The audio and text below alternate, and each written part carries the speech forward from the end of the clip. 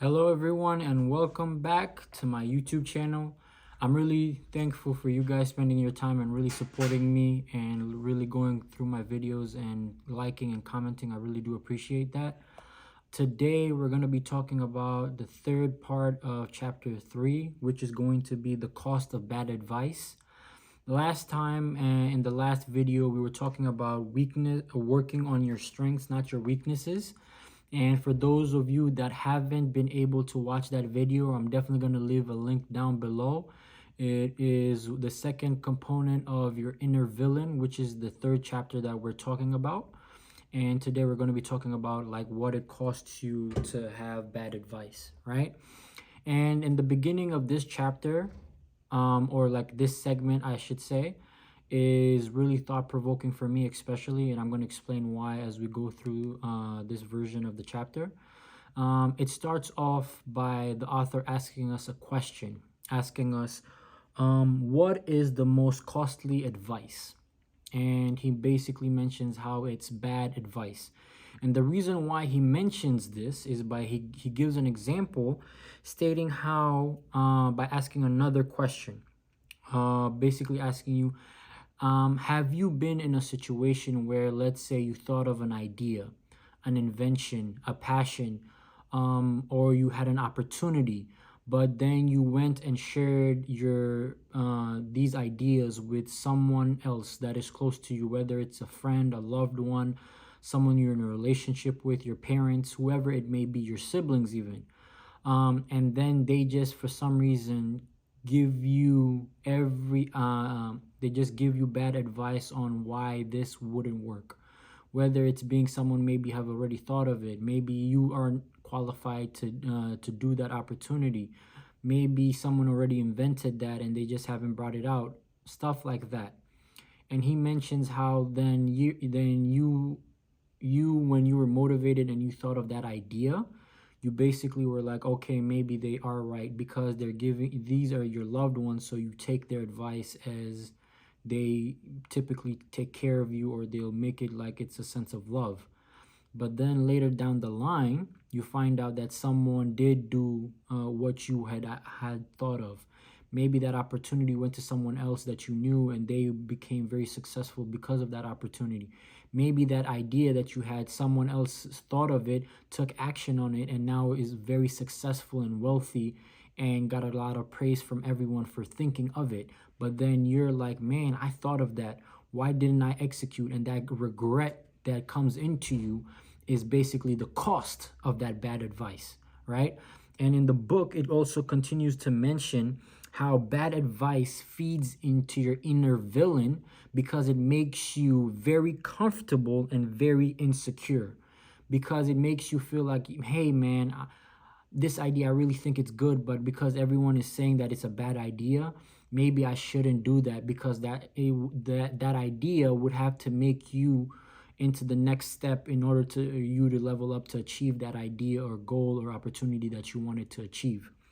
So it basically also comes in to say that how this stops you from taking actions that are or calculated risk that can help you evolve into your next desire of life. Basically saying that is the real cost of bad advice, because it stops you from taking that next step after coming up with that idea because you listened to someone else's advice. It also mentions how, in order for us to get to minimize this villain's or this quality of this villain, we have to start paying attention and really consistently being aware of the bad advice that is brought to us on a consistent basis, right? And he's saying that this has to be the next success habit that we have to implore, because it's very vital that we understand what is good advice and what is bad advice, and being able to filter out the bad advice that is coming to us on a daily basis, right? So you must take time to basically filter it out. And in order for you to live, to get to the next level of confidence and diminish your villain, you must create a new habit of ignoring bad advice and taking good advice from qualified people. That qualified aspect is very vital, because sometimes we get mistaken by asking certain people that aren't qualified to give us advice on certain matters, right? And when I was reading this chapter, a moment in my life came to the forefront, where I remember how I was giving bad advice to some of my closest friends. It was during the moment where we all had graduated from college. I had gone to the military, came out, and started working, and then started realizing the business of how school and stuff came to be. I remember one time I had gone to go visit some of my closest friends when they were in college and during their first semester, and seeing how they were doing. And I remember during those times I was telling them, hey man, be careful. Don't let this thing stress you out. College isn't as important. You need to focus on your passion, stuff like that. In my mind, I thought I was giving them really sound and good advice from stuff that I was hearing from listening to many books and listening to successful people in my area, or from YouTube, saying and repeating those same phrases. But I didn't understand that one of my friends told me when we were having that conversation is like, hey man, I don't need those bad vibes right now. I need to focus on my first semester. I got work to do and I don't need to be stressed out by this. That to me didn't click until I started really reading to this chapter, because I just ignored it and was like, hey man, my friend doesn't really appreciate the advice that I'm giving him. Let me just lay low and like let it be. But after reading this chapter, I really understood that, hey man, I really might have affected my friend had he listened to the advice that I had and really didn't continue pursuing college and taking it seriously. Because I can't predict the future for him, because who knows, had he continued staying and taking it seriously, there are multiple opportunities that he would have gotten in that college. There are connections and relationships that he might have had to have built in order to get a certain opportunity further down in life that he might have not gotten had he listened to my advice and possibly stopped college to pursue something else that he didn't know what he was going to go pursue. And then I noticed how, like, man, that could have been a detrimental moment, but thank God he didn't listen to me at that time and continued pursuing college and graduating very successfully and making a lot of connections and friends during that 4 year when he was in college. And that's one of the moments that really stuck to me, and how, like, yo, bad advice could be very detrimental.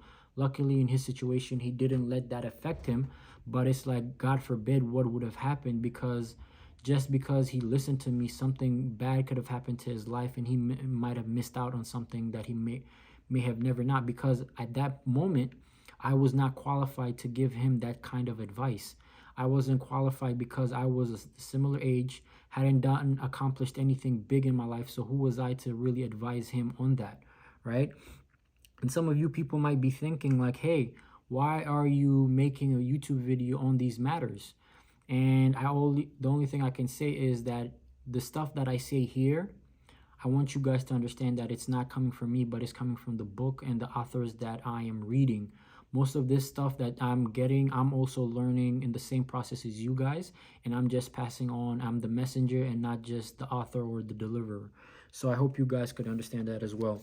So the next part of this as well, when in the book, we go into the doing what they do.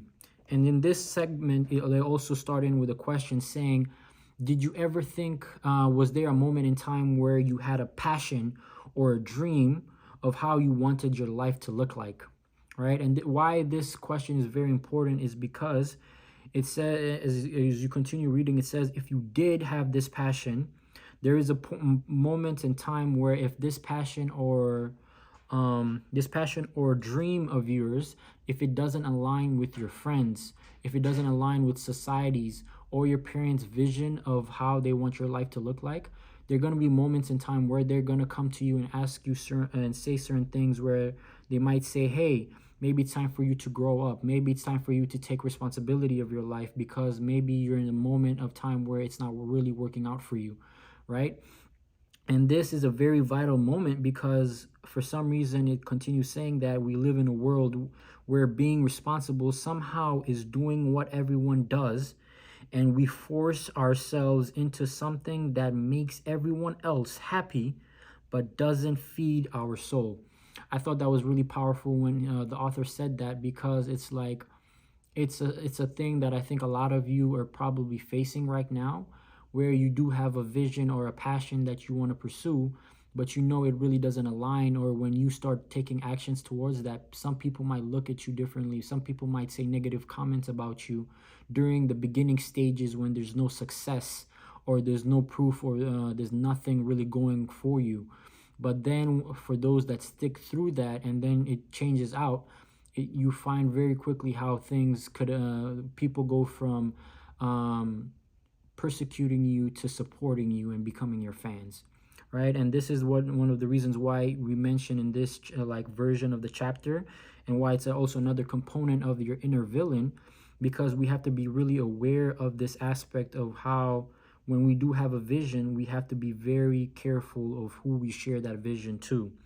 It also continues to say that there are many people in instances that have taken jobs that were meant to be temporary, but are now stuck in that cycle and that routine, and are now continuing to do that job, and they're stuck in it through life.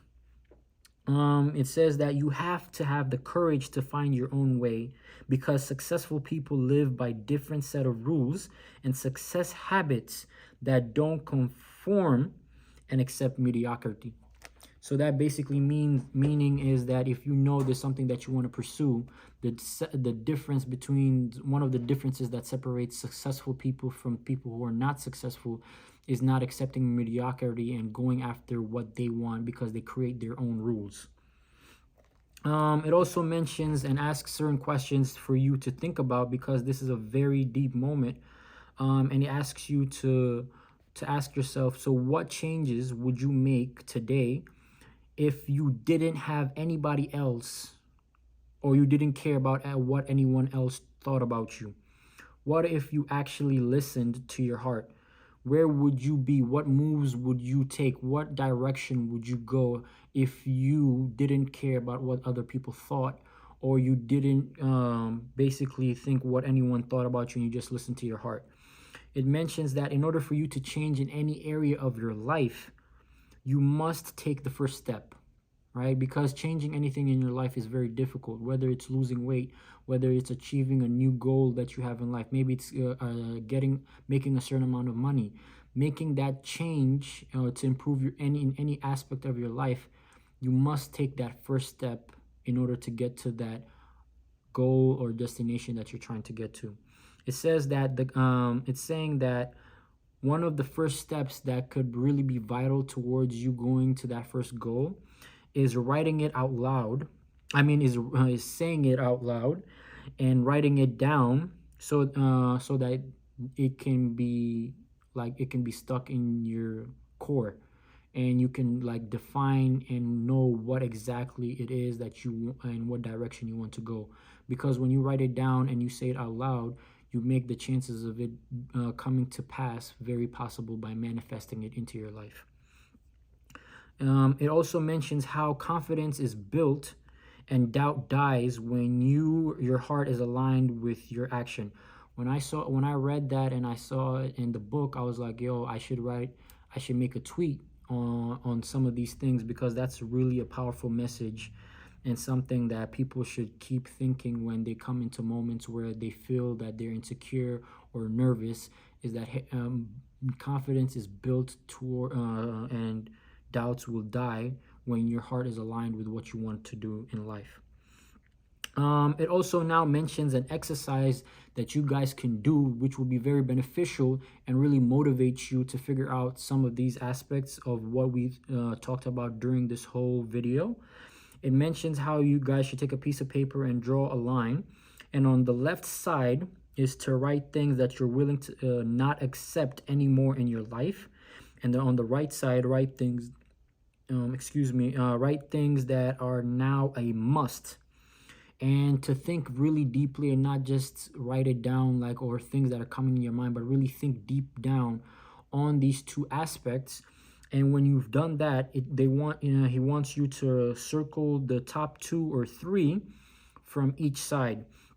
And when you do that, in most cases, he says that you will notice a contrast between what is unacceptable and what is necessary. And that will motivate you to change when you see and want to bridge that gap, that difference between, right? There's also a resource from the resource tab from his website on basically it's a form that will basically help you write down all the negative and bad advice that you've gotten into your life. Because also, when I said in the beginning of this video, you have to be really aware of some of the bad advice that you've been getting, and also remove some of the bad advice you've been getting throughout your life, because change through that also is a very key component. So I want you guys to take certain things out of this, is basically how bad advice costs you in your life, how it comes in different forms, and how you need to be aware of how it's coming to you on a daily basis. And also throughout your life, to think about all the bad advice that you've been getting, and really think about the person that has been giving you that advice, and ask yourself, is that this person qualified to give me this advice on this sector of my life, right? And this form that he has will help you really think to write things down on these bad advices, so that you can figure out, okay, who's this person that gave me this advice, and what is this advice related to, and is this advice relatable, or is this person qualified to give me this advice. I'll put the link down below in the chapter or in the description, so that you guys can be able to use this form if you need it. You don't have to, you can just write it down on a book, but if you use his format, it could be very helpful, because he asks certain questions to help you align your thoughts better, and to get to think deeply more on it, right? And that's pretty much it for today. I hope you guys really enjoyed this part of the video. I hope you guys were able to get something out of it, and be able to really think about something, and maybe make a different change towards your life. Please comment down below some of the bad advice that you've gotten. You don't have to mention the person that gave it to you if you don't want to, but I really would like you guys to comment down some of the bad advice that you've gotten in the past of your life, and how did it cost you further down the line. Like, how did it affect you, and what type of results did you get from listening to that bad advice. Also, I would really like to appreciate you guys for keeping and staying with me, and subscribing and listening to my videos. If you guys have any suggestions on how I should progress, or what type of books or things that you want me to talk about, please comment down below. I'm really open to suggestions. And as we continue going down this book, I hope you guys are learning and gaining something out of this, as I am as well. And I really do appreciate you guys. The next part of this book that we're going to be going over is going to be about the outer reflection of the inner you.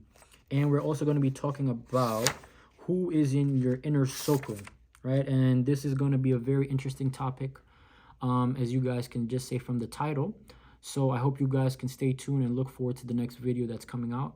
Hope you guys have a good one, and stay safe. Thank you, and have a good one.